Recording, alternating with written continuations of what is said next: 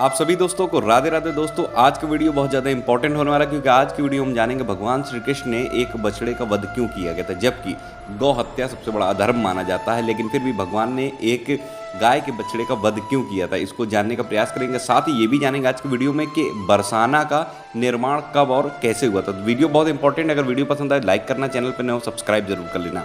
एक बार की बात है, जब नंदराज अपने समस्त गोपगणों के साथ प्रसन्न मुद्रा में वृंदावन जाने को तैयार हुए थे, तो उनके साथ में माता यशोदा, रोहिणी और पूरा गोपांगनाओं वीर पुरुषों के साथ में जो है नंदराज निकले थे वृंदावन की ओर।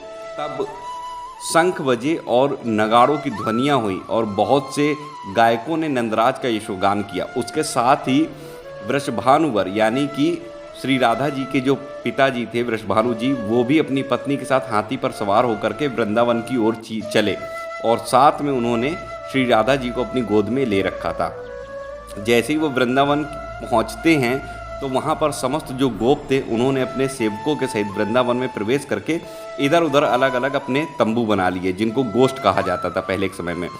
और ये बनाने के बाद में वृषभानु जी ने क्या किया, अपने लिए वृषभानुपुर का निर्माण करवाया। वृषभानुपुर जिसे आज हम लोग बरसाना के नाम से जानते हैं, जिसकी जो है 4 योजन विस्तृत दुर्ग के आकार में बना हुआ था। उसके चारों ओर खाइयाँ बनी हुई थी। उस दुर्ग के 7 दरवाजे थे। दुर्ग के भीतर एक विशाल सभा मंडप भी था। अनेक सरोवर उस दुर्ग की शोभा बढ़ाया करते थे। बीच बीच में मनोहर राजमार्गों का भी निर्माण कराया गया था और एक सहस्त्र कुंज जो है उस पुर की शोभा बढ़ाते थे, यानी कि बरसाना की।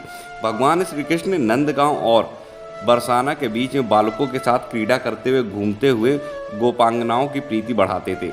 कुछ दिनों के बाद में संपूर्ण गोपों के समादार भाजन मनोहर रूप वाले बलराम और श्री कृष्ण वृंदावन में बछड़े चराने लगे। वे दोनों भाई बालों के साथ में गांव की सीमा तक बछड़े चराने के लिए जो है चले जाते थे और उनके कमर में जो करधनी थी, उसकी जो लड़ियाँ थी, वो बहुत गजब की ध्वनि किया करती थी और मंजीरों की आवाज़ आती थी, क्योंकि उनके पैरों में उन्होंने पायल भी पहन रखते थे। माता यशोदा जो है बाजूबंद भी बांधती थी। जब वो खेला करते थे उसकी मधुर ध्वनि जो है समस्त जगह फैलती थी, जिससे लोग आनंदित होते थे। एक बार उनकी करधनी के घुंघरूओं की ध्वनि करते हुए जब वे दौड़ रहे थे, तो उनके साथ में बलराम और श्याम जी भी पक्षियों की छाया का अनुसरण करते हुए भागते हुए सुशोभित हो रहे थे।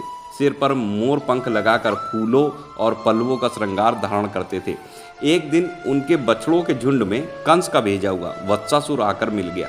श्री कृष्ण भगवान को यह बात तो जानकारी हो गई और वे उसके पास गए।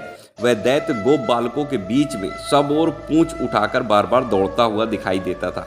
उसने अचानक आकर अपने पीछे के पैरों से भगवान श्री कृष्ण के कंधों पर प्रहार किया। अन्य गोप बालक तो भाग चले, लेकिन श्री कृष्ण ने उसके दोनों पैर पकड़ लिए और उसे घुमाकर धरती पर पटक दिया। इसके बाद श्री हरि ने फिर से उसे हाथों से उठाकर कपित वृक्ष पर दे मारा। फिर तो वह दैत्य तत्काल मर गया। उसके धक्के से महान कपित वृक्ष ने स्वयं गिरकर दूसरे कपित वृक्षों को भी धराशायी कर दिया। यह एक अद्भुत सी बात हुई।